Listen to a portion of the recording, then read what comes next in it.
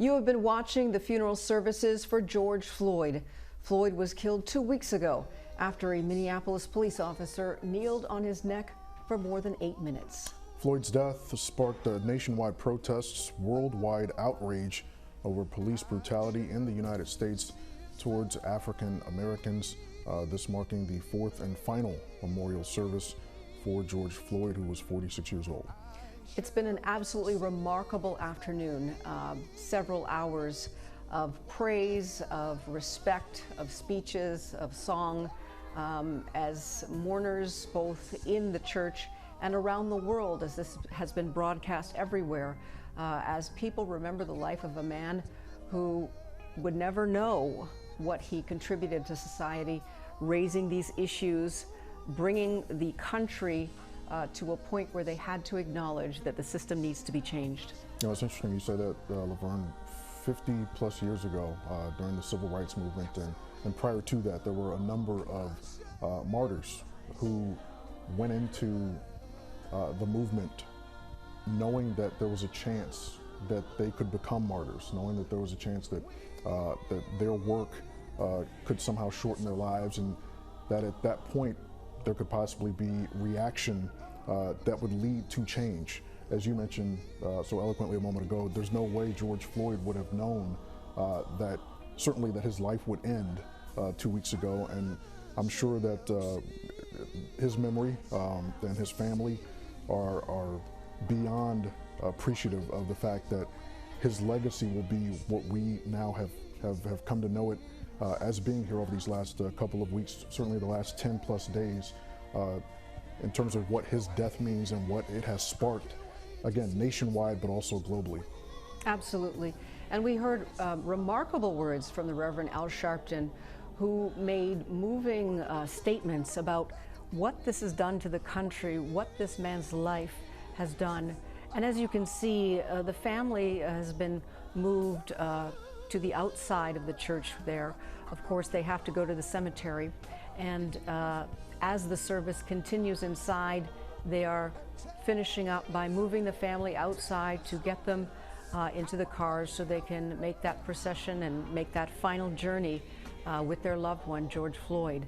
As you can see here, live pictures as they start to come out of the church service. It's been quite an afternoon.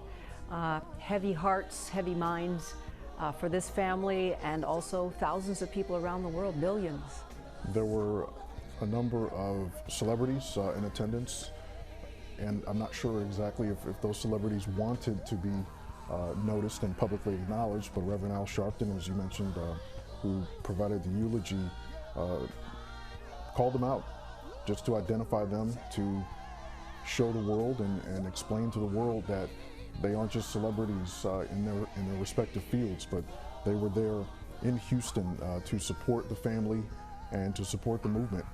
So good for them. There were a number of them there, and again, the fourth and final memorial service for George Floyd, who, as Reverend Al Sharpton mentioned, is now set to go and be buried next to his mother whom he called out for as he was on that pavement in Minneapolis a couple of weeks ago. His casket is being carried now.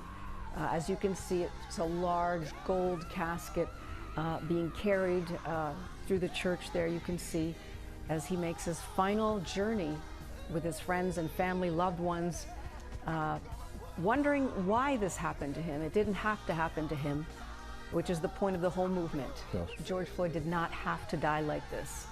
And so many people around the world touched and moved to see a viral video of this man taking his last breaths. The magnitude of it is just overwhelming sometimes when you really think about it. What happened to this man?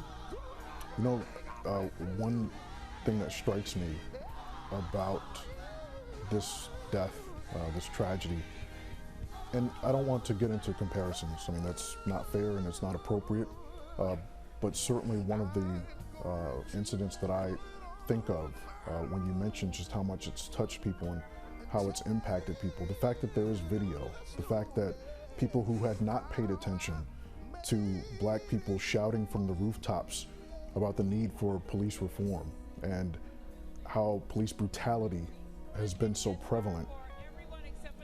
65 years ago, people needed to see what happened to Emmett Till and his mother insisting that his casket be open for his funeral service so that people could see what his murderers did to him. That was one of the first times that, frankly, people that are not of color paid attention to what can happen in the Deep South at that particular time in the 1950s. This video of George Floyd, the 8 minutes and 46 seconds, it opened a lot of eyes.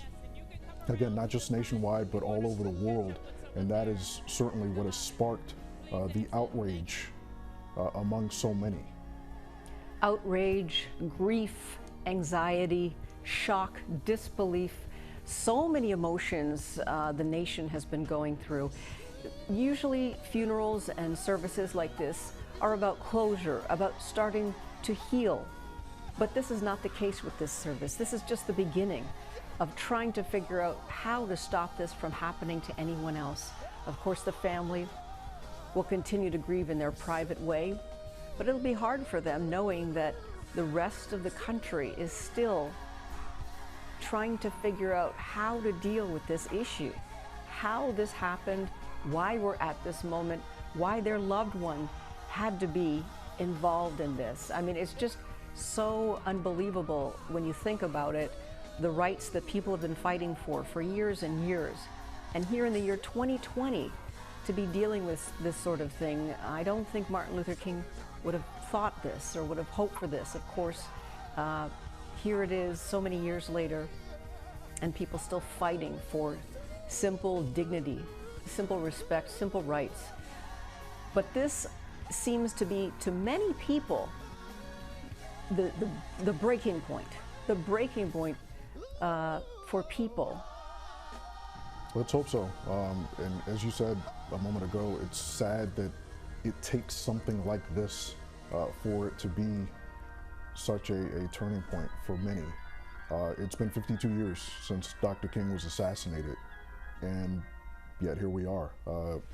Again, you're looking at live pictures from Houston, Texas, the casket about to be loaded into the hearse as family and friends of George Floyd prepare to lay him to rest next to his mother, according to Reverend Al Sharpton. You mentioned, again, Dr. King, and it's been 52 years, and at this point, for many of it's a history book.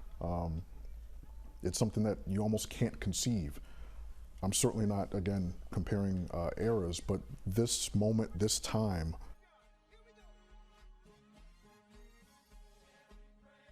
some older people, folks will remember this period in their lives. Oh yeah, this is a defining moment in American history, perhaps world history, because it has sparked unrest in other parts of the world. This is a historic moment. Not only are we grieving for this man and his family, but we're grieving for society as a whole. And this may be the moment that changes America.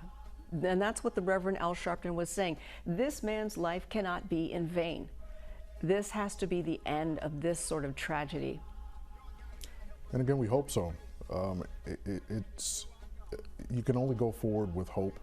Unfortunately, we've had a number of these incidents in years past, and we've had funerals, we've had rallies, we've had demonstrations, and yet we have George Floyd. So hopefully, as you said, this incident will be the turning point. Hopefully this will be the one that will spark change for good, change that should have happened decades ago, but still hasn't. Hopefully this is the one that will forever change this country, police reform, for good. That's what the hope is. And of course, our coverage continues. BNC will be right back after this short break. Stay with us.